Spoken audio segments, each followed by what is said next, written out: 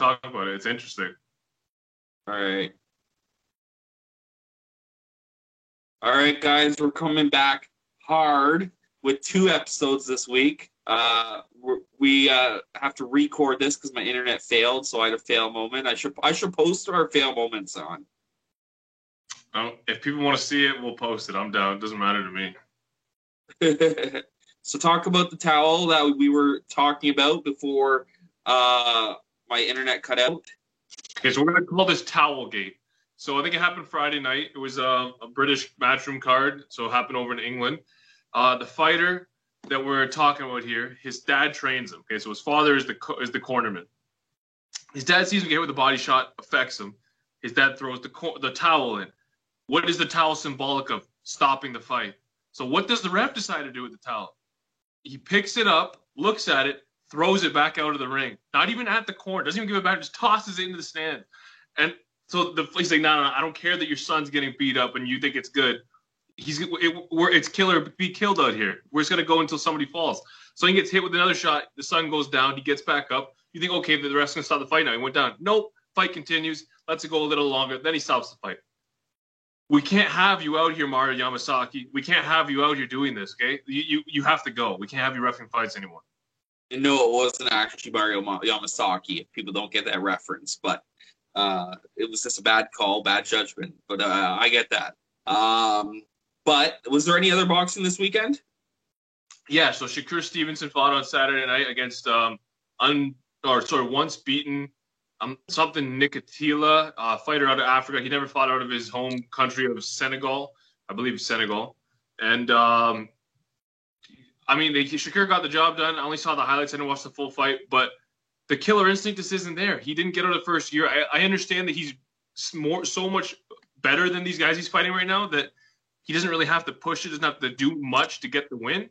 But you want to see when you're fighting overmatched opponents, you want to see them get blasted out there, kind of like how Virgil Ortiz is or Terrence Crawford. They're fighting guys they shouldn't be in the ring with. They're taking them apart. You want to see that. Yeah, it's different competition, but maybe he's just bored. Who knows? He's skilled. He's skilled. I just want to see if he has that dog in him. Maybe a fight with Oscar Valdez should be coming down the line, so that we'll see if the dog's there. Yeah, let's see for the future. So coming up this weekend, we got a lot of boxing, some good cards, some not so good cards, some weird YouTube type cards. We're gonna start with Chavez versus Silva. Talk to me about it. What Silva? Anderson, 45-year-old, titties down to his knees. Anderson. Isn't that crazy that he's fighting? I guarantee they're both on all TRT in this fight. Is it in Brazil? Where's the fight? Do you know? I have not checked where it is. If it is in Brazil, I don't care. They're not being tested. They're both on all the steroids in this fight. I hope they're juiced up to the gills, especially Anderson. But I don't know. I think Anderson's going to lose. But I'm not. I don't know. It's a weird fight. How do you see it going? I see Chavez as just a better boxer all around. I mean, at least he's been in there with some of the best.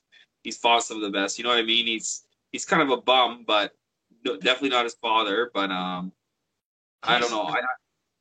The thing is, Anderson is much more heart. He's more of a warrior. He's a proven fighter. He will go out unshield. Chavez won't. We know Chavez will quit when the going gets tough.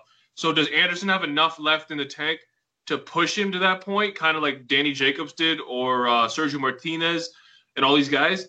I don't know. I don't think he does. I think Chavez he's a boxer. I think he's going to edge out a decision. He'll win a close fight. I think that'll be a boring unanimous decision for Chavez, but Anderson Silva, like any other fighters before, has actually had a couple boxing matches, so it definitely is good for him that he's been in there before too, right? Yeah, but he's 45 in human years. In fighting years, he's 97. So, like, what are we doing with him? Exactly. I don't know. Chavez should win a unanimous decision. Yeah, I hope Silva wins. I'm over Silva. Me too. I'm hoping for Silva too. Well, we do got some Jermell Charlo.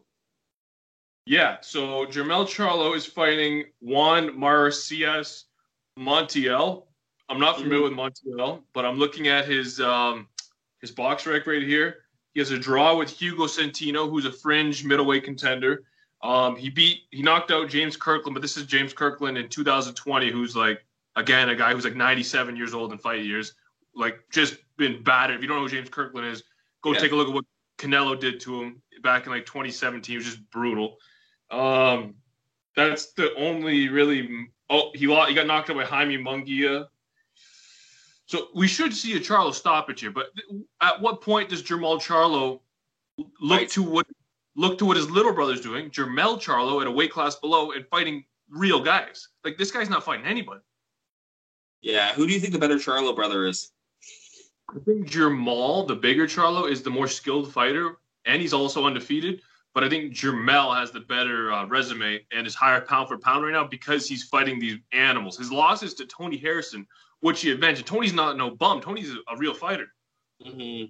So I don't know. I think Charlo gets it done this weekend. I don't think he's going to show anything impressive. I think unanimous decision. I think he stops him. I think there's money to be made here if you want to parlay stoppages with like Charlo, maybe Lopez. Just put a bunch of these guys that should win together. Maybe get a couple of them by stoppage as well. You could make some good money, but we'll get to that after. Get that like if you put Chavez by decision, that'd be good. That one too. That could be in the mix as well. Okay, we're rolling on. We have Naoya Inoue taking on. What was up? Is that fight an 8-round or 10-round or what kind of? Do you know how many rounds that Silva fight is? Not saying here. Let me just click the event link. 1 sec. Because that's saying.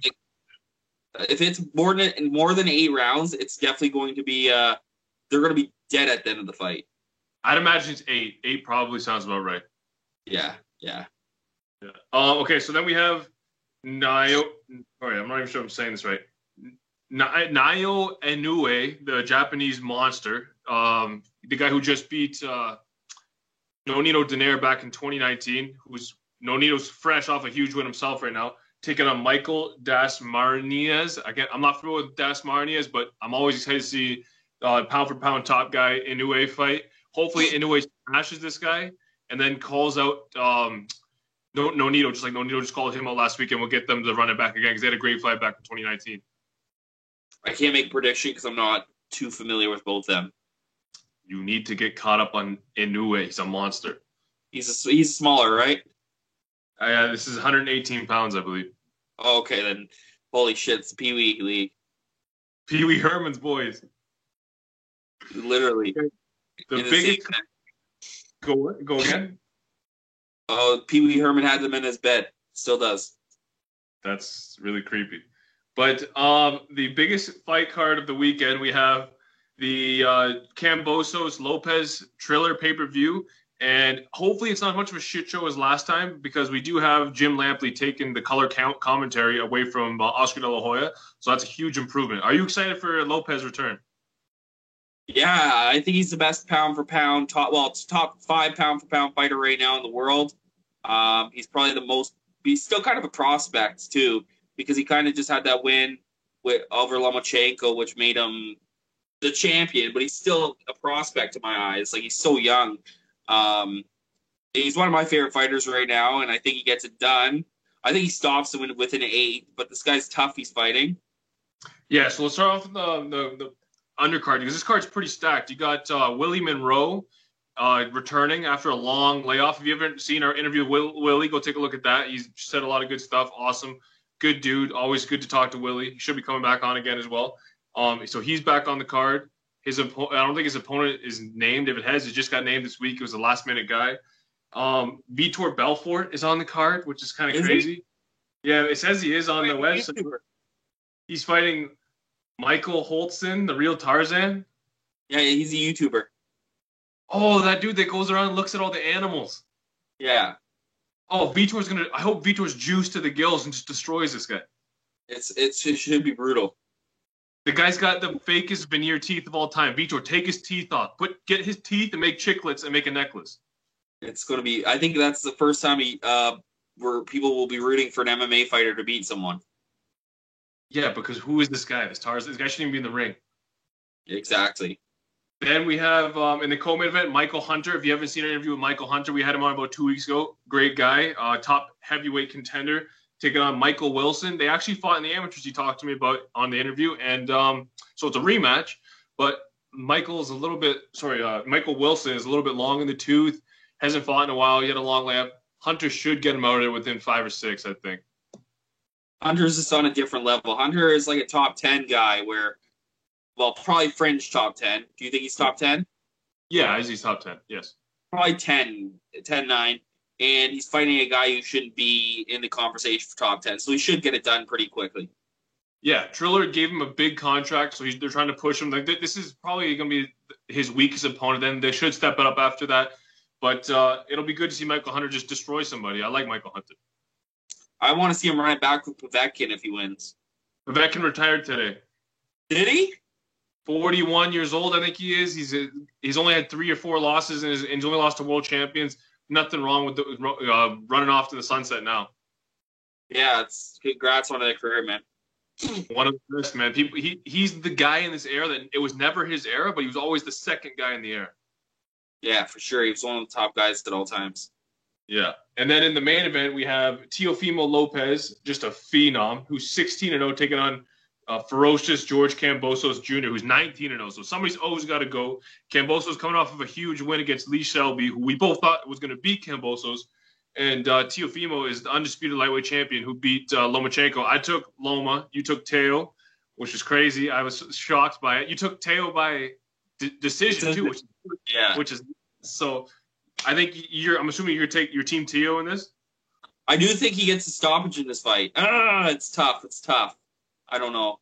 I think he's out there in this fight to prove a point. From his training video, Kambosos is 6 feet tall. That's a big lightweight, man. Yeah, it's a big boy. But work that body. Yeah, he's gonna have to break that body down. I don't know. I'd say Teofimo by unanimous decision. You don't think knockout? I think he'll be able to keep him at bay from that big shot. But I don't. The hand speed difference. I think Teo's got a lot better hand speed and his knockout power. Like Teo's 75% knockout ratio, and he's fought better fighters. And then you got Kambosos sitting at 47%. But Kambosos is 27. Teo's 23. Teo's not even in his prime yet. I don't know, man. I want to say knockout, but Kambosos is no slouch. I'm gonna say unanimous decision as well. Perfect. But I do think that the winner of this fight should fight Devin Haney. Yeah, Ryan Garcia's kind of on the shelf for now. No date to return yet. Lomachenko is lined up to fight Nakatani. Nakatani's tough. His only loss is to Teofimo, actually. And then Devin Haney's free. I think Haney versus the winner makes sense too. Perfect. So is that it for boxing this week? Or Teo might jump up to 140 and take on Josh Taylor for undisputed there. I'm okay with that as well. But Josh Taylor might be fighting Crawford. Right. You got to see where the chessboard plays out. That's for sure. Either way, we're getting some good fights in the future. Definitely. ESPN's doing it right. But yeah, I think that's it. Guys, drop in the comments who you think's going to win. Lopez, Kambosos, Silva Chavez. Give us all the predictions. Perfect. All right, we're out.